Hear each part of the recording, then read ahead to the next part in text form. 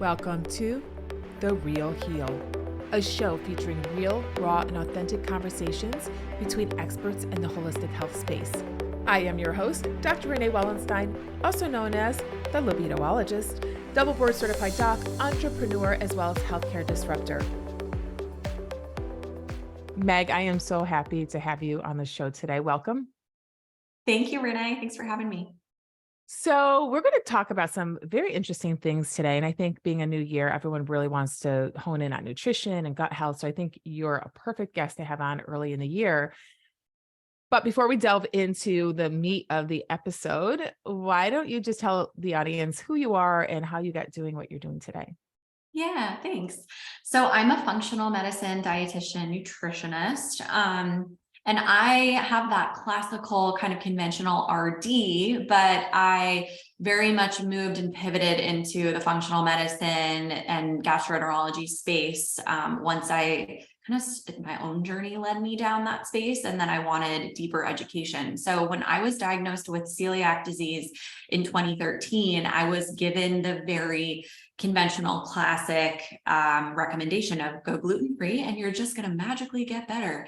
And for me, that just wasn't the outcome. I, in fact, got a lot worse after the diagnosis because of the story making I started to have around the disease. And so for me, it's really more so than the actual diagnosis, which yes, it's a struggle and it's frustrating to get a diagnosis like celiac or autoimmune, but it's like the story and the suffering that we create around it that is that much more impactful. It's kind of like that in yoga, that like second arrow analogy where it's like the first arrow is the pain, the second arrow is like that suffering. And so I found that sort of spiral in my journey of like, I started to tell myself like, you're alone in this, you're never going to get better. No one understands. No one can take care of you like you can take care of you. And that was really debilitating. That story of like, I'm alone and you're going to be alone forever. And, one of my first coaches in the kind of mindset space helped guide me towards that understanding of like the power of the mind. And really, as someone who works in the gut space, I'm definitely a big believer in like, it's not all about the mind, but how powerful the mind can be in either surging your healing along in the healthier direction or really holding you back. And so I had to start to really acknowledge that story and that programming in my brain and understand kind of where did I want to go and what did I want to choose to spend my energy on going forward, and that I could really choose a different story.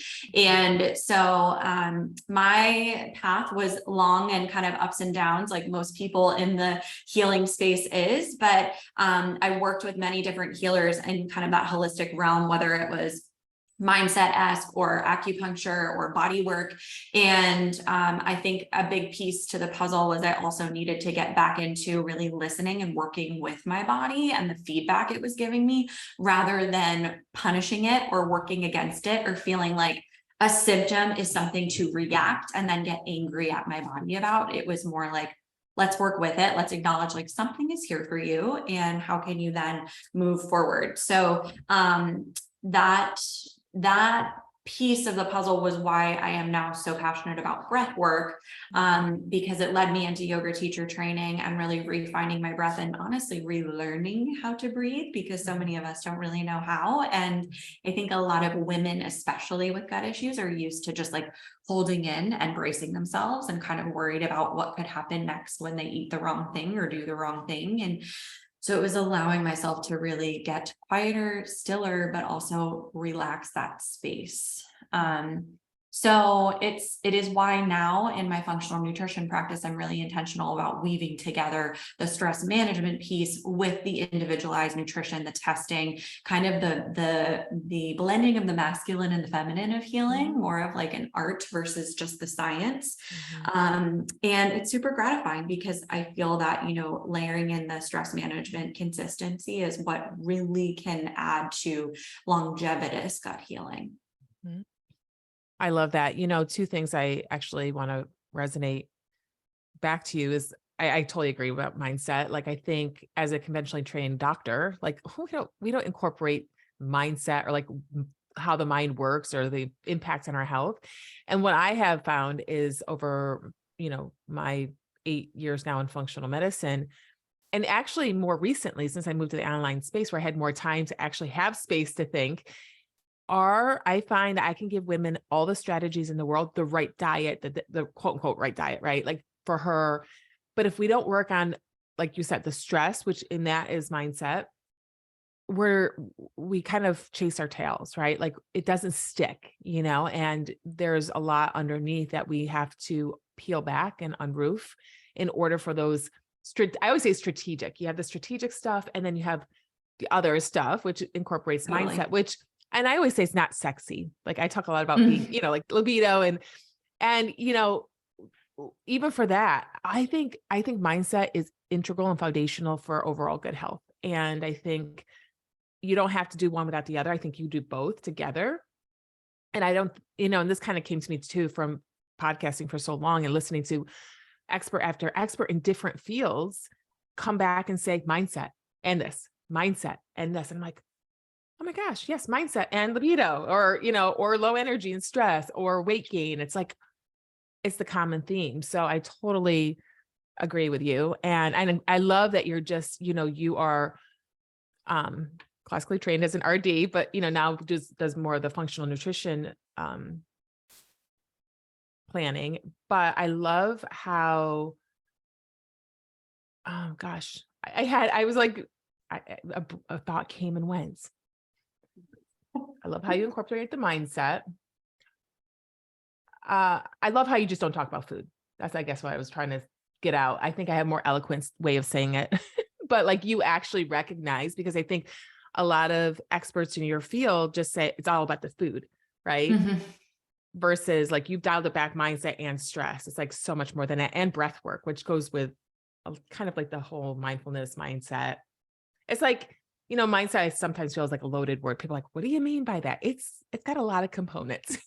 Yeah. Yeah. And I think it's important to say that like food is really powerful, Mhm. and it's important to treat someone as a human in the food space. I I think agree. like at my previous position where I was a functional medicine at a bigger practice, I found that there was a lot of like the doctors would say like, okay, go do a keto diet. Now you're going to go see Meg and she's going to talk to you about keto. And it just like felt like I was treating like a robot. Like it wasn't human to be like, how do you feel about doing keto? Like, what Mhm. is this going to do for your life and your partnership and your kids? I think that we want to be mindful to, yes, acknowledge like food is so important and Yep. impactful, but then like also the story we create around it. And if it's adding a layer of stress to do something that feels so unrealistic, then that's not serving the client either.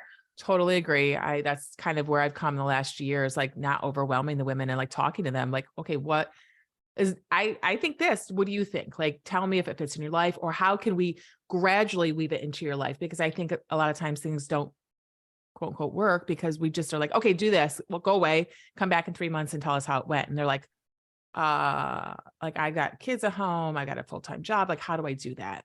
And so I think I love the fact that you just pull back and say, okay, what do you think about this? And if she's in agreement, then how can you roll it out without overwhelming her? Because I think that's a huge component of the stress. And the other thing, I love what you said about your story. And I think, story is like one of the pillars of leading a meaningful life. And if we stay stuck in that story of like, oh, poor me, I'm the only one. And I had that story as well. When we start like looking at it with a different filter and sort of, saying, okay, what did I learn from that yet? It was not a great time at that time, but like now looking back, like where did it get me today? And what can I learn from it and help other women with, because there's always a lesson in there. So I love how you rewrote your story and it's leading to this fulfilling career that you have now. Thank you. Yeah, I really use it as like, it feels like a powerful Yeah. entity now of like, it really empowers me around being able to not only, yes, give the education and share my expertise, but it's like, I've been in your shoes. I get Yeah. it, that the stuff that can come up. So I love it. I love that that's Yeah. part of my journey. Well, and I think that makes us all better experts when we've gone through it. And then we just turn around and just take the next woman by the hand and help her along and just keep doing that. And I think Mm, that's what's really going to advance healthcare and I don't want to say eliminating chronic disease, but cutting down on chronic disease processes, because we're just going to little by little. And the more we get now, it'll trickle down to the next generation. So, and you talked about breath work, and a big believer in being, utilizing breath work. Tell us about the threes of breath work. What is that? My rule of threes is my practice that I pretty much start every client with. It is 3 deep breaths, 3 times per meal. And I love it because it seems, yes, it's pretty much like not sexy, really simple, but super tangible and it's free. And I think while, people want to get the supplements and the sexy things, it's also like so nice to get something that's so tangible, but also science driven and accessible. It actually upregulates your digestive juice output by 20%. Wow. Just by getting into this cephalic phase or brain phase of eating. And so before we even start the digestive supplements or do any testing, I really want people to get in their body and just cultivate some level of presence at meals, because I think so many of us are just like steamrolling through our meals and like sucking down a smoothie, or just like don't even remember what we eat because we ate it so fast. And the more that we can get present, sitting down, slowing down, chewing well. I tell people 10 to 12 chews per bite, which feels, I know, disgusting, but really just this practice of like, let's give our digestive tract a little bit of a help and kind of a favor to this scientifically driven process that is engaging the brain in this pleasurable practice of eating. And I think of this as really primal, right? Like you're not going to go to the gym and just start sprinting. Ideally, you want to warm up. And similarly, we kind of want to warm our body up and kind of, I call it like pre-gaming the meal when you're doing this rule of threes of just like, let me take the 3 deep breaths. You have to eat anyways. So I like this because most people can tack this on, like the busy mom or busy father typically is like, I can't meditate for 20 minutes a day, but usually they can tack on 3 deep breaths 3 times. So it's starting the meal with a 3, stopping in the middle, put your fork down, take 3, then towards the end, stop again, 3 deep breaths. And I tell everybody, this is a practice. It's not perfect. You're going to forget. Just remember that you have another meal to continue practicing. And any of my private clients, I'm like, by the time you're done working with me, this will be ingrained in you because I'm going to keep reminding you. But we can all do this and access it. And it's a powerful practice. I love that. That's so good. Yeah. And anyone can do it anytime. Like you said, you don't have to worry about going to the grocery store or preparing a meal. Just next meal, start it. I mean, our listeners can do that right away, right? And increase their digestive juices. And, and it also relaxes you, stimulates the parasympathetic nervous system. So it's like your au naturel relaxation before a meal, which I think inherently just brings you back into your body. It makes you more present, which again, like you were referencing, like we all rush through, we're not present when we eat. So how do we know even how our body feels in relation to what we're eating? Because we don't even remember what we ate. Yeah. It's so fast. But so you talk about sneaky gut disruptors. What are those? Yeah, I think that, I always want to take an abundance mindset to food. So I don't love to fear monger people, but more so focus on this like education, and you have the free will to choose or not choose. But I think the overall goal with any of these things is let's reduce the load where we can, where it feels manageable. It's not about like hard avoidance of everything typically. But a big one that I'm always talking about on my social media is glyphosate, because I think a lot of people don't really actually know how readily it's in our food supply.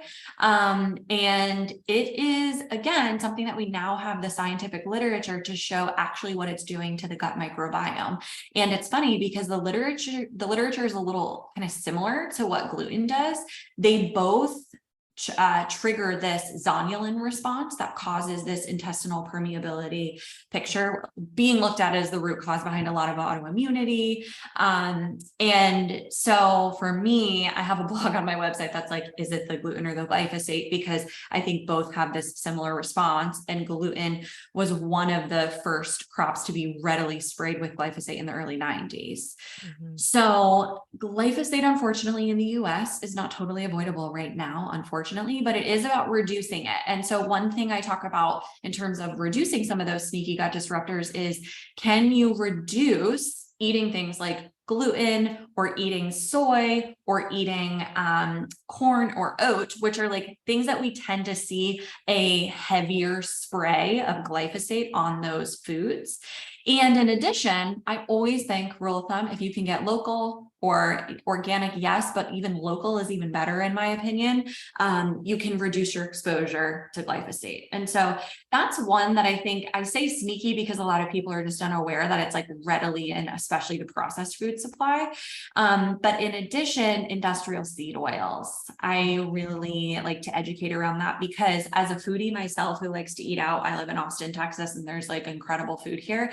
But you can pretty much guarantee that industrial seed oils are in your food when you're eating out, unless you ask the restaurant. And I think asking and using your voice to really instill change, I think is important. Like I like to kindly ask, like, what's my food cooked in, and ask for them to cook in butter instead, if possible. Or I know like Picnic here does like avocado oil and coconut oil, better choices that for stuff to be cooked in versus the things like the peanut oils, the soybean oils, the canola, the corn, the safflower. That's just commonly, unfortunately, the case of like, it's cheap to make, it's highly processed, and it's easy for manufacturers to utilize that and then just to flood it into restaurants or processed foods.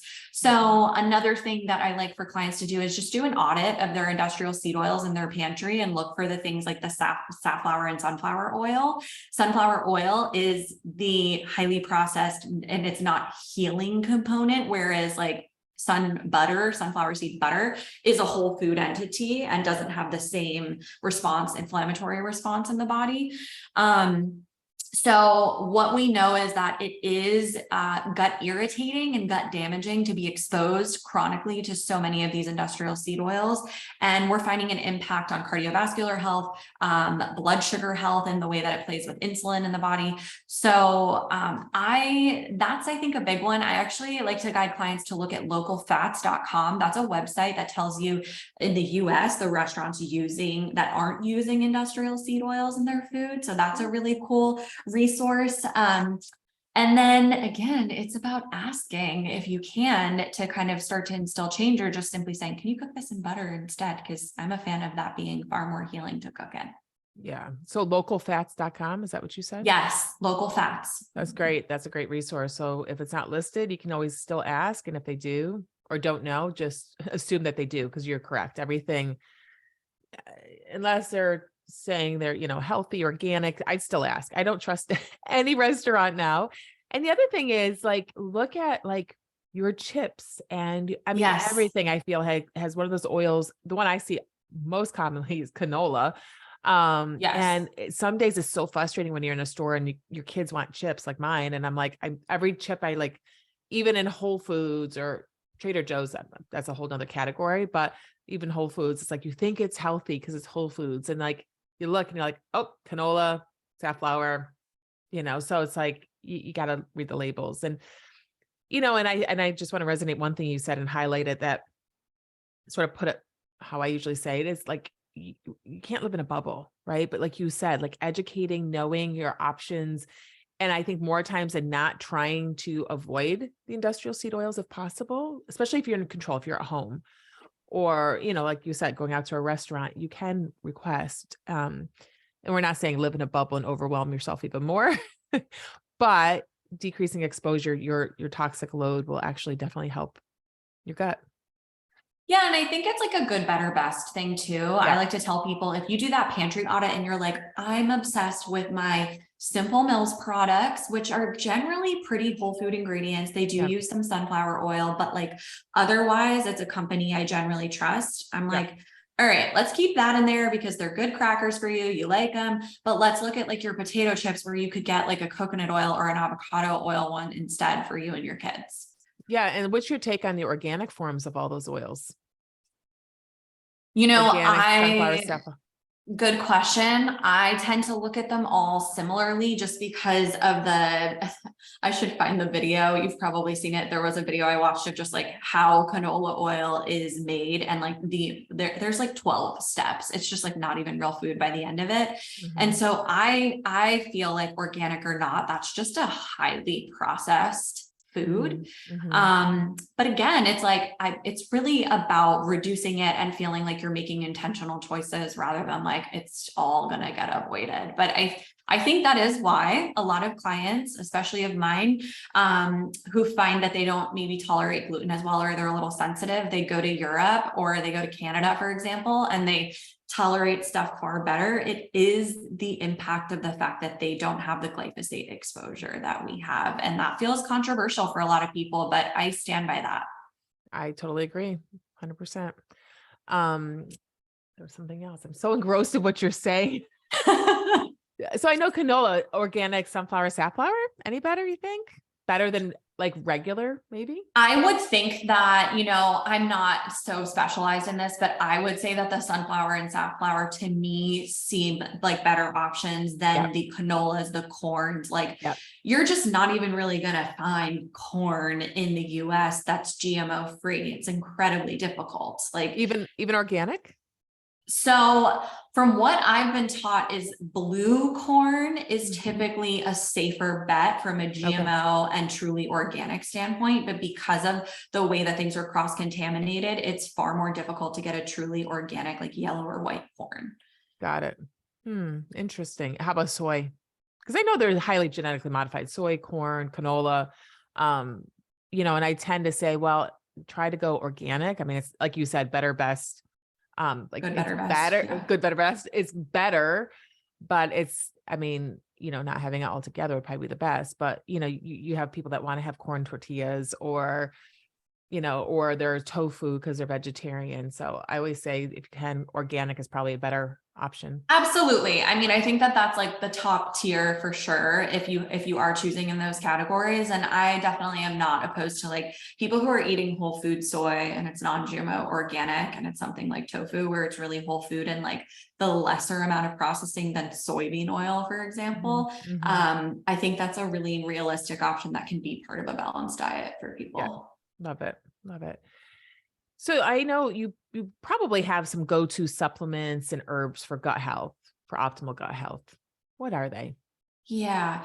I love to start with kind of a food-based supplement per se of just, and I talk about this in my cookbook, bitters. I am a huge fan of specifically bitter herbs in a culinary sense. So dill is actually considered a bitter herb, and it's a great way to support our digestive flow and function. So what bitters do is they really ignite the release of especially pancreatic enzymes and gallbladder flow, or I'm sorry, bile flow from the gallbladder. Mhm. And that I find, especially, and I'm sure you see this in practice with women, a lot of women have gallbladder issues, whether it's just kind of sludgy bile or stagnant bile, because of how our hormones can affect bile flow. And we have these seasons of life where we get shifts in estrogen, for example, in pregnancy, it's like estrogen can skyrocket and we can get a slowed, sludgy bile, Mhm. causing some digestive issues that maybe we didn't have outside of pregnancy. So I like to first talk about what are the bitter like foods and herbs that we can incorporate, whether it's even just fresh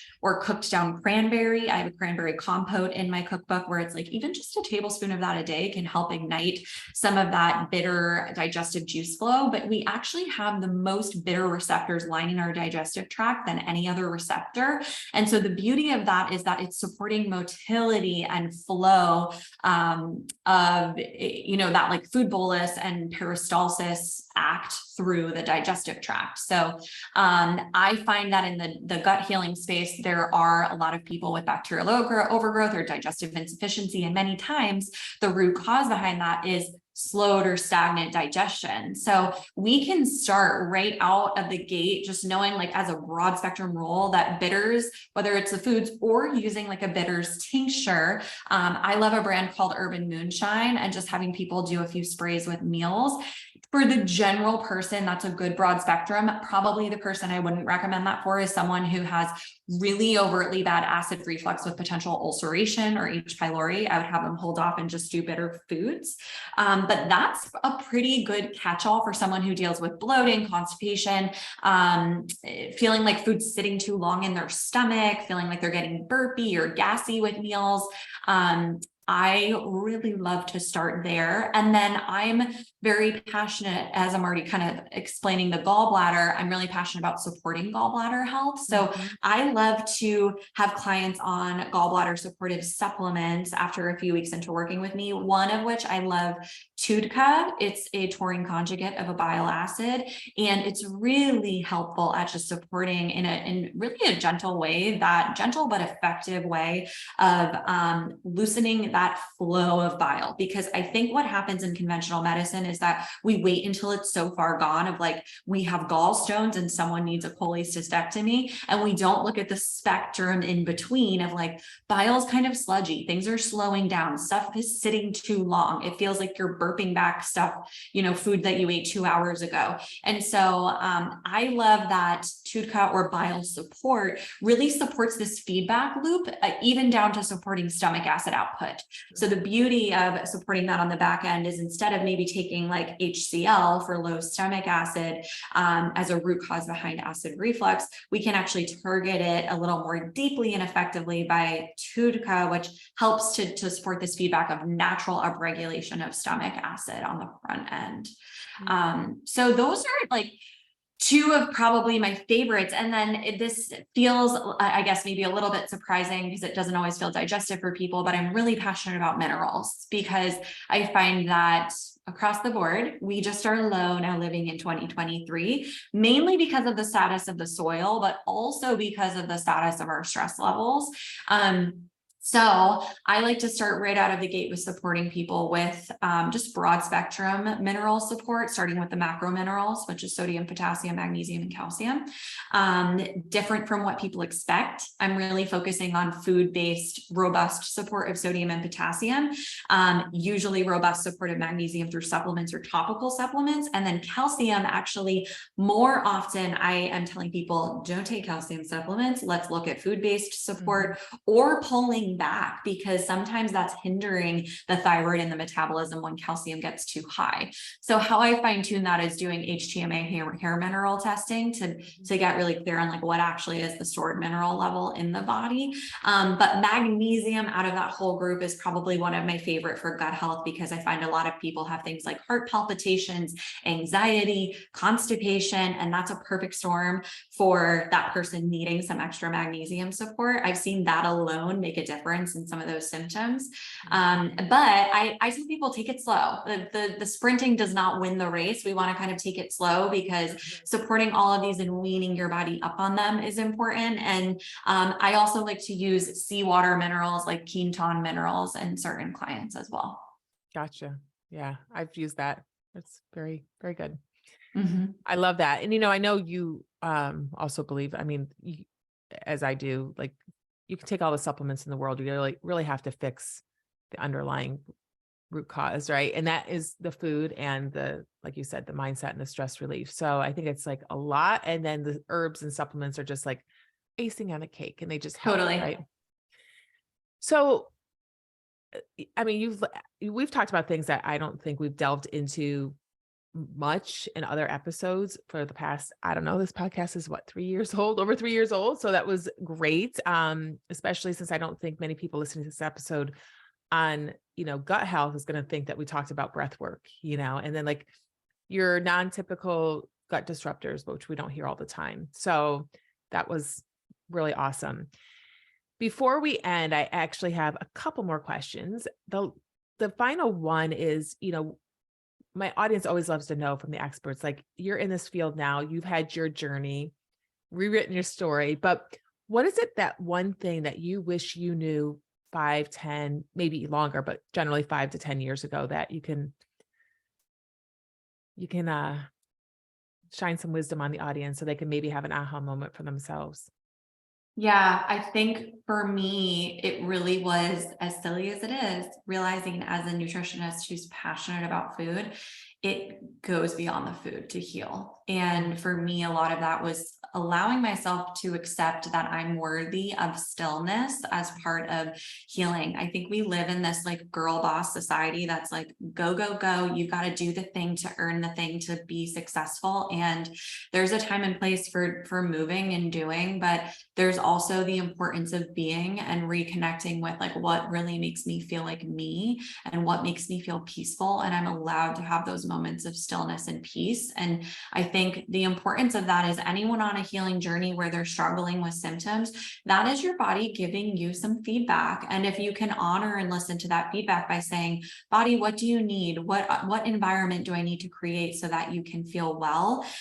Many times, a lot of us need to slow down, and it's hard to allow ourselves to do that. But the breath was the vehicle for me getting there, because originally I couldn't just sit and meditate. I needed sort of the feeling of like, okay, I'm getting into my body, I'm still moving in some capacity, but the breath is guiding me to that deeper space, because that space is where we create safety. It allows our nervous system, which is really like your danger safety monitoring system, it allows it to decompress and sit in safety. And that's where we create rest and digest. That's where we move things along. That's where we absorb nutrients. That's where the healing takes place. And we want to create that environment to optimize healing, versus if you're constantly in that sympathetic go, go, go, fight or flight, you don't have as much opportunity there to allow the pieces to fall into place or really to listen. And most of us live kind of in that ongoing sympathetic fight or flight. And from a digestive standpoint, it's really detrimental. And so I think that's why I'm so passionate about that, because we can talk food all day, but if you're not doing some element of stillness practice or slowing down, it's really difficult to heal a chronic gastrointestinal case, or really a chronic health journey case. I love that. Yeah. I've never talked to someone who's in the nutrition world that's so focused on slowing down and stress relief. So that's really nice to see. So thank you for doing what you do. Thank you. I know you have a cookbook. You want to tell us a little bit about the cookbook and where the audience can get a copy? Yes. So it's called How to Glow Gluten-Free. It's really my abundance mindset for something that has kind of this diagnosis of restriction. It's like go gluten-free. So it feels restrictive from the beginning, but it was my approach of like opening up, okay, what's available to me and what's going to optimize this healing journey and really support my body. So it started out with me just thinking, I'm going to take a lot of these recipes that I share with my clients that are gluten-free, that taste good, that feel nostalgic, that use kind of like some of them unique ingredients. I love, do you know tiger nut flour?